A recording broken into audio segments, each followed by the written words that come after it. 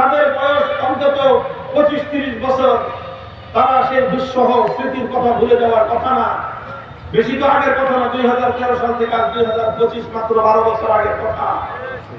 এই 12 বছর আগের সেই সময় আমরা ফেব্রুয়ারি, মার্চ এই সময়টা জুড়ে বাংলাদেশের যেখানেই যেতাম, সন্ধ্যা ঘনিয়ে আসার আগেই দেখা যেত প্রতিটি পাড়ায়, মহল্লায়, উপজেলায়, থানায়, এমনকি গ্রামের বাজারগুলোতে এক শ্রেণীর মানুষ তারা প্রদীপ জ্বালিয়ে দাঁড়ায় আছে।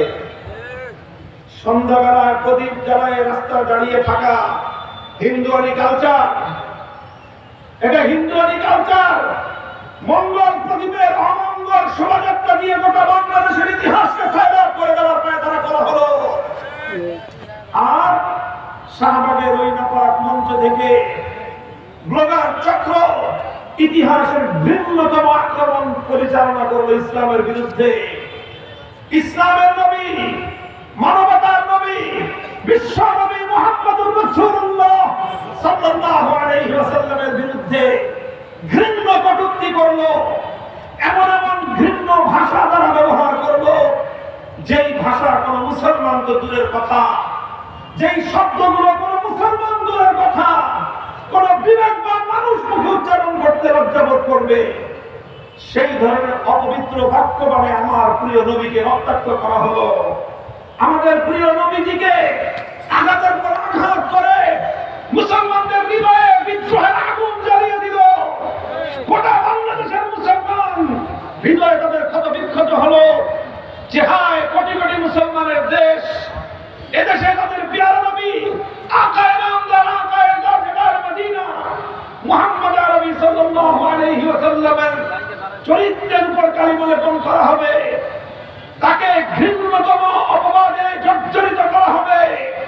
আমার নবীর পবিত্র চরিত্রকে কালিমা লেপন করার এই ধরনের অপতৎপরতা, ঘৃণ্য ষড়যন্ত্র যখন পরিচালিত হয়, সেই সময়ে সেই ঘৃণ্য কাল্পিক নবীর বিরুদ্ধে চরম দুশমন, নবীজিকে কটাক্ষকারী কুখ্যাত থাবা বাবা নামে রাজীব আহমেদ নামে এক কুখ্যাত কুলাঙ্গার ব্লগার আল্লাহর পয়গম্বরের কোন এক আশেকে রাসূলের ক্ষোভের শিকার হয়ে ধ্বংসপ্রাপ্ত হয়ে গেল।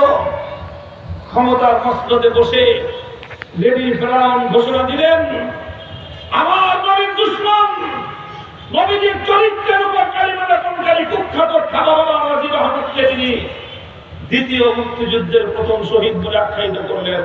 আলহামদুলিল্লাহ। ইতিহাস মুছে যাওয়া ইতিহাস বলছি না, ইতিহাসের এই কথাগুলো এই জাতিকে মনে রাখতে হবে। ইতিহাস ভুলে গেলে ভবিষ্যৎ নির্মাণ করা সম্ভব হবে না।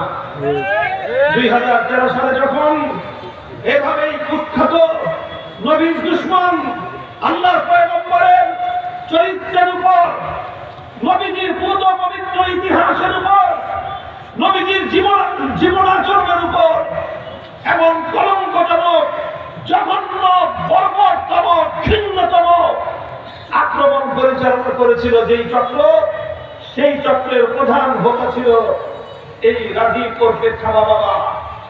আর তাকে তৎকালীন প্রধানমন্ত্রী দ্বিতীয় মুক্তিযুদ্ধের প্রথম শহীদ বলে আখ্যায়িত করলেন।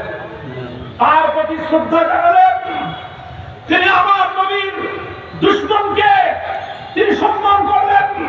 আমার নবীর উপর নবীর চরিত্রের উপর কালিমা লেপনকারী কুখ্যাত নবীর দুশমনকে সম্মান জানিয়ে প্রকারান্তরে এদেশের কোটি কোটি মুসলমানদের হৃদয়ের উপর তিনি বর্বরতম আক্রমণ পরিচালনা করলেন।